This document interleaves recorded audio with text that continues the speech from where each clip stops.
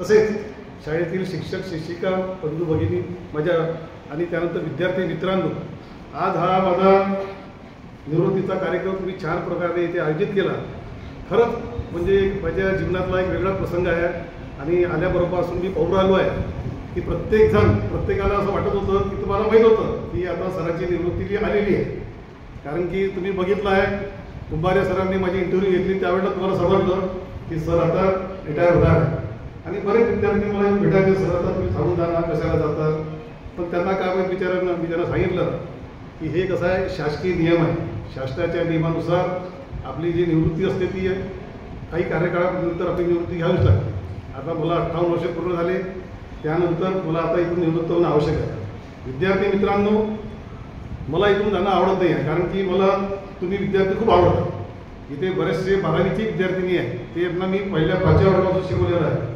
आणि शाळेमध्ये तुम्ही जेव्हा येता त्यावेळेला 5व्या वर्गातच माझी भेट होते आणि 5व्या वर्गापासून 5 ते 7 पर्यंत मी तुम्हाला शिकवलेलं आहे.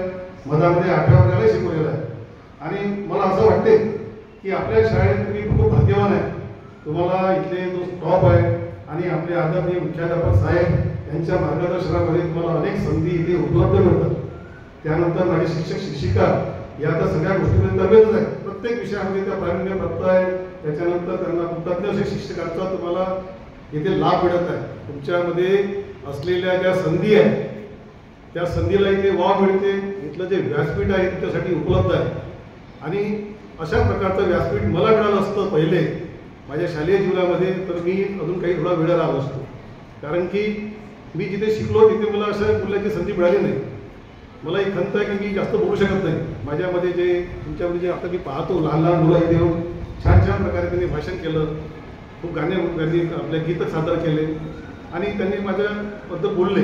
पण इतकं जे डेअरिंग तुमच्यामध्ये होतं त्या वयामध्ये माझ्यामध्ये तसं डेअरिंग नव्हतं आणि त्यामुळे मी काही गोष्टीमध्ये मागे पडलो. याची मला माझ्या जीवनामध्ये आयुष्यामध्ये ही खंत आहे.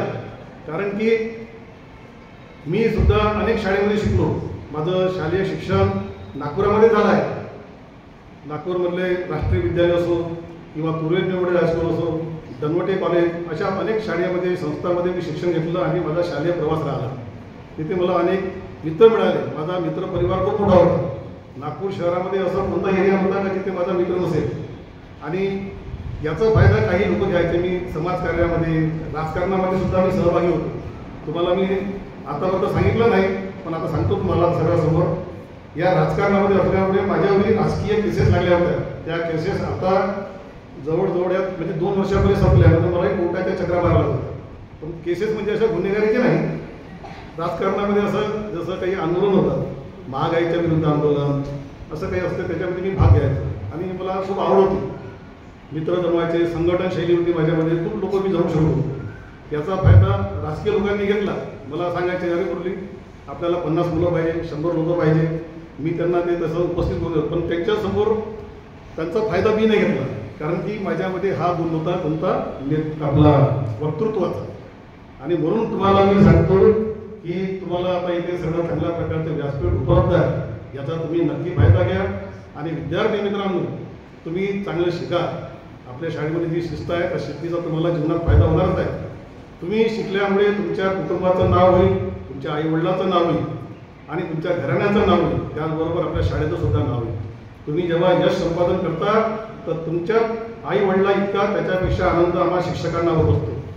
आणि म्हणून तुम्हाला एवढं सांगूचं वाटते की तुम्ही चांगलं शिका आणि याचा नक्कीच तुम्हाला फायदा होईल. त्याच्यानंतर आता मी इथे माझं जे आपली जी टीम आहे यांनी जे स्वागत समारंभ आयोजित केला हा निरोप समारंभाचा, त्यांना मी धन्यवाद देतो. इथे लहान मुली आल्या, याचना प्रसाद वगैरे आपल्या 5वीच्या 6वीच्या मुली, 8वी 7वीच्या मुलीने गीत सादर केलं. एक ती गेडाम तिने सुद्धा इथे येऊन छान प्रकारे भाषण दिलेलं आहे.